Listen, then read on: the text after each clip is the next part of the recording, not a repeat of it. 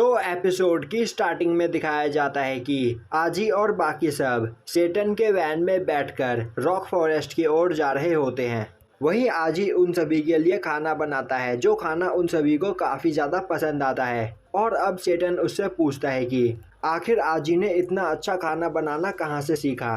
तभी आजी बोलता है उसने खाना बनाना मजबूरी में सीखा था, क्योंकि वह बचपन से ही अकेला रहता आ रहा है और अगर वह खाना बनाना नहीं सीखता तो वह भूख के कारण मर जाता।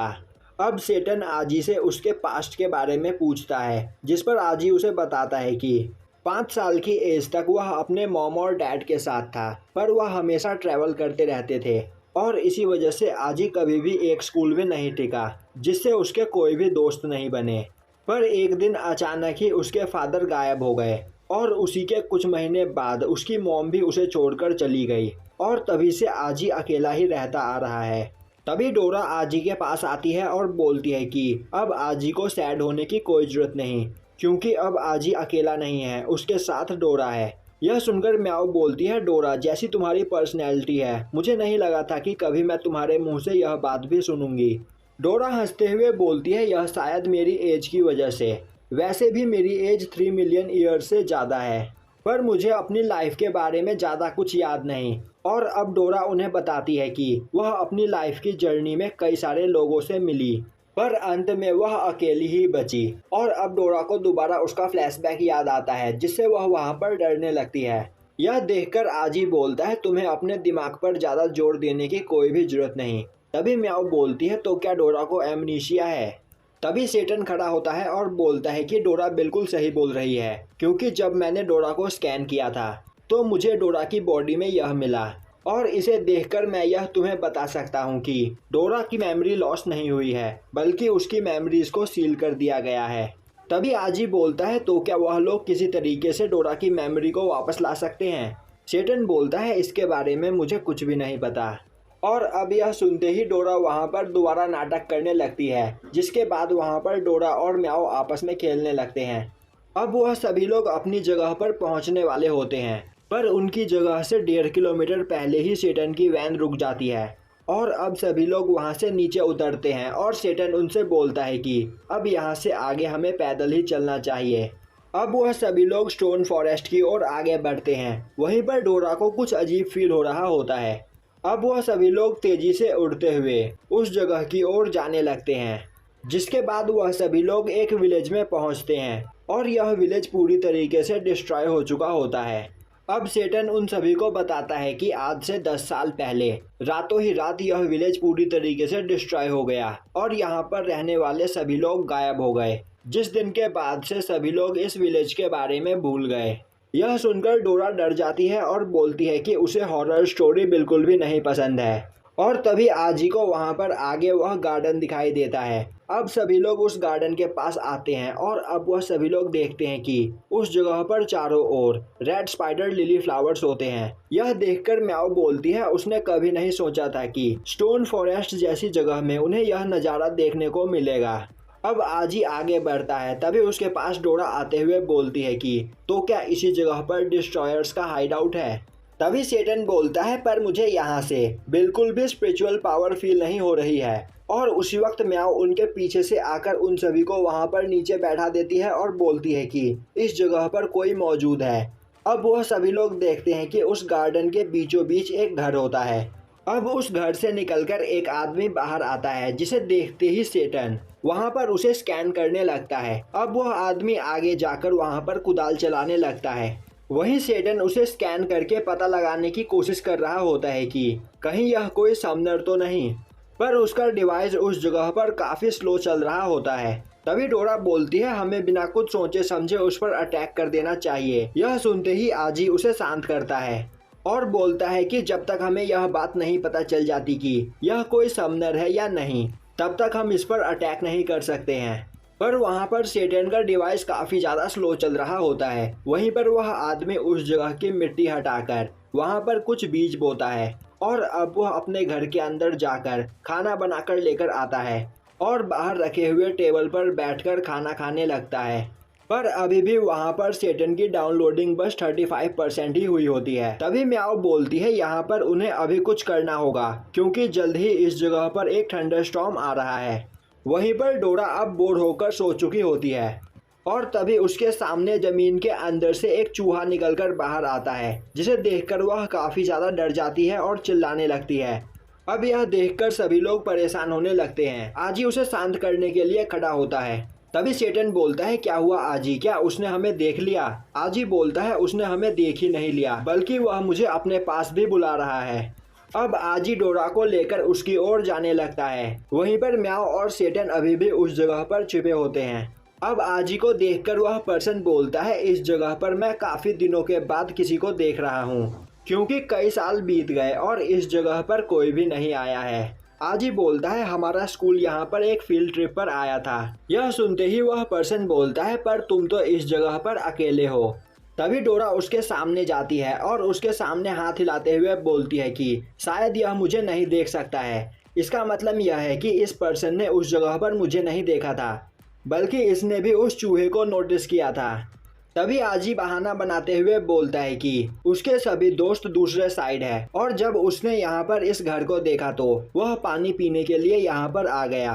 अब वह पर्सन आजी को वहाँ पर चाय देता है और बैठने के लिए बोलता है और अब वह आजी के लिए अंदर से कुछ खाने का सामान लेने के लिए जाता है। अब चाय देखते ही डोरा उसे पीने के लिए आगे आती है, पर आजी उसे फेंक देता है। अब वह पर्सन वहाँ पर आजी के लिए कुछ खाने का सामान लाता है और बोलता है कि यह तुम अपने दोस्तों के साथ भी शेयर करना। यह सुनकर डोरा बोलने लगती है कि वह लोग किसी गलत जगह पर तो नहीं आ गए क्योंकि यह आदमी काफी अच्छा लग रहा है। तभी आजी उस पर्सन से बोलता है, तो क्या आप इस जगह पर अकेले रहते हो? वह पर्सन हाँ में जवाब देते हुए बोलता है कि सालों पहले लोगों ने इस विलेज को छोड़कर जाना स्टार्ट कर दिया और अब वह यहाँ पर अकेला रह गया है, पर इस जगह पर उससे लोग मिलने के लिए आते रहते हैं जिस तरह आज तुम आए। और तभी वहाँ पर काफ़ी तेज हवा चलने लगती है जिसमें वह फ्लावर्स काफ़ी ज़्यादा सुंदर लगते हैं।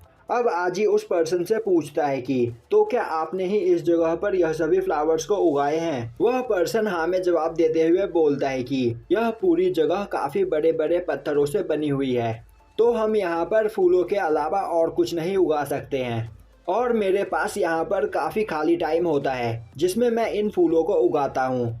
तभी आजी बोलता है, तो फिर आपको इन फूलों का यह गार्डन बनाने में आखिर कितने साल लगे? यह सुनकर वह पर्सन उसे एक स्टोरी सुनाने लगता है और बोलता है कि काफी सालों पहले यह जगह एक बंजर जमीन हुआ करती थी जहां पर लोग खेती करने की कोशिश किया करते थे, पर वह कुछ भी नहीं उपजा पाते थे। पर फिर इस जगह पर एक छोटी सी लड़की आई जिसका सपना था कि वह इस पूरे जगह को फूलों से भर दे। वह सालों तक कोशिश करती रही और उसने इस जगह पर अलग अलग फूलों के बीज बोए, पर अंत में उसकी सारी मेहनत बेकार रही। पर मरते दम तक वह यही कोशिश करती रही और उसके मरने के बाद मैंने उसकी यह इच्छा पूरी करने का निश्चय किया। मैंने एक एक करके इन फूलों को लगाना स्टार्ट किया और दिन बीतते गए और ऐसे ही 10 साल कैसे बीत गए मुझे पता भी नहीं चला और 10 सालों की मेहनत से मैंने इस जगह को ऐसा बनाया है। यह सुनकर डोरा वहाँ पर रोने लगती है। तभी आजी बोलता है, अगर मैं सही हूँ तो वह लड़की आपका पहला प्यार होगी जिसके लिए आपने इतना कुछ किया। यह सुनते ही वह पर्सन वहाँ पर शर्माने लगता है। वहीं पर म्याओ और सेटन अभी भी उस जगह पर बैठे होते हैं और म्याओ उससे बोल रही होती है कि क्या अभी तक तुम्हारा काम यहाँ पर कंप्लीट नहीं हुआ है? सेटन बोलता है 99% हो चुका है, तो बस थोड़ी देर और तभी वहाँ पर तूफान आ जाता है।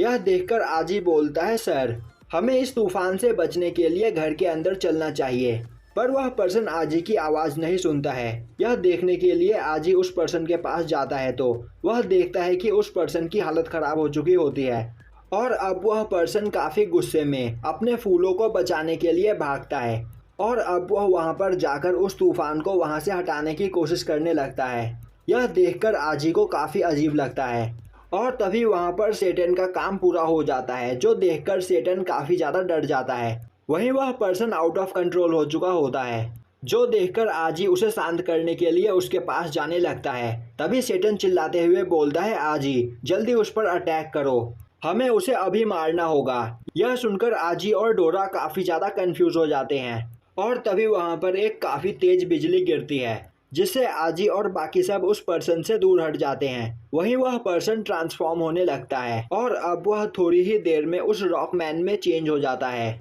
वहीं रॉकमैन की पावर देखकर सभी लोग काफ़ी ज़्यादा हैरान हो जाते हैं और अब रॉकमैन काफ़ी तेज़ी से आजी पर अटैक करने के लिए आगे बढ़ता है। आजी अपनी शील्ड से उसके अटैक को रोकने की कोशिश करता है, पर रॉकमैन अपने एक ही पंच में आजी के शील्ड को तोड़ देता है।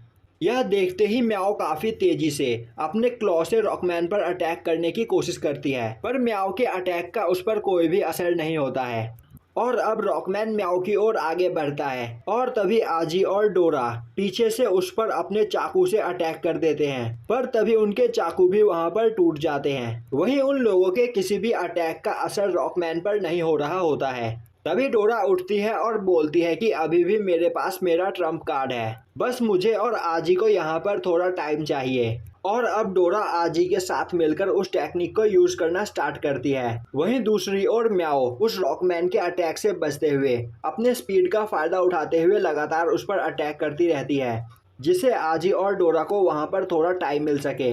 वहीं डोरा की स्पीड देखकर सेटन काफी ज्यादा हैरान होता है, पर वह डर रहा होता है क्योंकि अगर म्याओ स्टोन मैन के हाथों में आ गई तो वह नहीं बचेगी।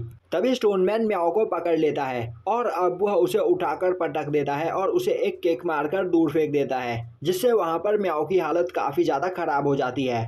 अब वह स्टोनमैन आजी की ओर आगे बढ़ने लगता है, जो देखकर आजी सेटन को वहां पर थोड़ा टाइम निकालने के लिए बोलता है। यह सुनते ही सेटन बोलता है, मुझे पता है कि मैं इसके सामने नहीं टिक पाऊंगा, पर मैं तुम्हें यहाँ पर 3 मिनट का टाइम दे सकता हूँ, पर यहाँ पर मेरे मरने से पहले तुम लोग मुझे आकर बचा लेना। अब सेटन उस रॉकमैन के सामने जाकर खड़ा हो जाता है और बोलता है कि तुम एक डिस्ट्रॉयर हो और तुम्हारा नाम है रथलेस। पर तभी स्टोनमैन उस पर अटैक कर देता है, पर तभी वह देखता है कि सेटन वहां पर नहीं होता है और अब सेटन उसके चारों ओर घूम घूम कर उस स्टोनमैन को उसके बारे में बताने लगता है और बोलता है कि तुम्हारा असली नाम मोडू है और तुम 26 साल के हो और यहाँ पर तुम्हें स्कैन करके मैं तुम्हें बता सकता हूँ कि शायद तुम्हें मल्टीपल पर्सनैलिटी डिसऑर्डर है और तुम ही वह सीरियल किलर हो जो यहाँ से गुजरने वाले लोगों को मार देता है। इतना ही नहीं बल्कि तुम एक इंटरनेशनल वांटेड हो और आज से 10 साल पहले तुम ही ने उस पूरे विलेज को डिस्ट्रॉय कर दिया था। अब यह सब बात सुनकर रॉकमैन को काफ़ी गुस्सा आता है और अब वह अपनी एनर्जी रिलीज करता है, जिससे सेटन दूर जाकर गिरता है। यह देखते ही आजी उसके पास आकर अपने शील्ड से उसे बचा लेता है।